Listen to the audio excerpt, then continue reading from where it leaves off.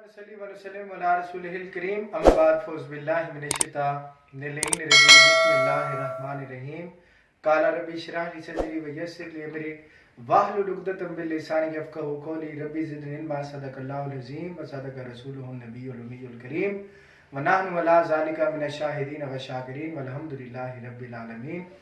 आप देख रहे हैं AQ health and wealth in leadership channel और आपका मेज़बान अब्दुल कदीर इस वक्त आपकी खिदमत में हाजिर है। दोस्तों, आज का जो मेरा टॉपिक है वो है डाइजेस्टिव सिस्टम, जिसे हम उर्दू में कहते हैं निज़ाम इंहज़ाम। बहुत सारे लोगों को ये नहीं पता होता कि डाइजेस्टिव सिस्टम है क्या, निज़ाम इंहज़ाम हम कहते किसे हैं, इसका सही मायने क्या है, सही निज़ाम इंहज़ाम को हम बेहतर रख कैसे सकते हैं। सबसे पहले एक चीज़ को समझिएगा कि डाइजेस्टिव सिस्टम हमारे मुंह से ही शुरू हो जाता है। हमारे मुंह से खुराक का मैदे तक जाना और मैदे से हमारी खुराक का डाइजेस्ट होना, डाइजेस्ट होने के बाद हमारे किडनी तक खुराक का पहुंचना, वहां पर फिल्ट्रेशन होना, वहां पर न्यूट्रिएंट्स का अलहदा होके जिगर तक पहुंचना, ये सारे का सारा प्रोसेस डाइजेस्टिव सिस्टम में आता है। जब ग़िज़ाइयत हमारे जिगर तक पहुंच जाती है तो ग़िज़ाइयत जिगर तक पहुंचकर जो हमारे न्यूट्रिएंट्स जहां जहां तक जितने जितने चाहिए होते हैं वहां तक हमारा जिगर पहुंचाने में खुराक की खून की मदद के साथ जो है वहां तक पहुंचाता है। उसके बाद जिगर का काम ब्लड बनाना होता है, ब्लड के अलावा ब्लड बनाकर उसने दिल को फराहम करना होता है, दिल का काम होता है खून को पंप करना और पूरी बॉडी में जहां तक खून की जितनी देर तक जहां तक जितनी जितनी जरूरत होती है वहां तक उसने उस प्रेशर के साथ पहुंचाना होता है। बाकी जो न्यूट्रिएंट्स के अलावा जो बाकी बचा कुचा माल होता है वो हमारे मसाने तक चला जाता है। दोस्तों, याद रखिएगा डाइजेस्टिव सिस्टम में हमारा मसाना भी बहुत अहम किरदार अदा करता है। अगर हमारे मसाने के अंदर कोई प्रॉब्लम हो, कोई इन्फेक्शन हो, अगर उसमें कोई गर्मी हो जाती है तो अक्सर औकात हमें बार बार एहतलाम हो जाता है, हमें बार बार जरियान की प्रॉब्लम हो जाती है, हमें जो है वो बार बार कतरे आना शुरू हो जाते हैं। ये सारी की सारी प्रॉब्लम्स, इनका मेन जो लॉजिक है, मेन जो इशू है, मेन जो जड़ है वो इंसान का होता है डाइजेस्टिव सिस्टम का। जब मैदा हमारा हीटअप होता है, जब मैदा हमारा सही तरह से काम नहीं करता, खुराक को सही तरह से डाइजेस्ट नहीं कर पाता, उसको चीस्ट नहीं कर पाता, उसको सही से पीस नहीं पाता, तो तब हमारे मैदे के अंदर तेजाबियत पैदा होती है। मैदे के अंदर तेजाबियत का पैदा होना ये भी डाइजेस्टिव सिस्टम का एक खराब होने की अलामत होती है। दोस्तों, याद रखिएगा जब हमारा मैदा खराब होता है तो खुराक हमारी सही तरह से डाइजेस्ट नहीं हो पाती और असल में डाइजेस्टिव सिस्टम जो है, जो निज़ाम इंहज़ाम जिसे कहते हैं, ये डाइजेस्ट से बना है, डाइजेस्ट से डाइजेस्टिव सिस्टम है। जब मैदा हमारा खुराक सही तरह से हजम नहीं करता तो तब हमारा ये सारे के सारे इशू प्रॉब्लम बनते हैं। याद रखिएगा जिस तरह एक बाइक को, एक मोटरसाइकिल को, एक हैवी बाइक को, एक गाड़ी को हर 1 महीने के बाद 2 महीने के बाद रिपेयरिंग की ज़रूरत होती है, ट्यूनिंग की ज़रूरत होती है, ठीक इसी तरीके से हमारे स्टमक को, हमारे किडनीज को, हमारे मसाने को, इन तमाम अशिया को, इन तमाम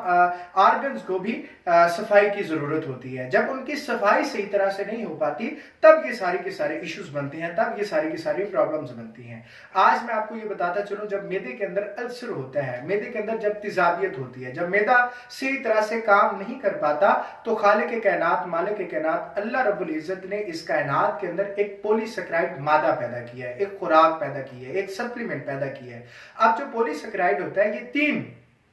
चीजों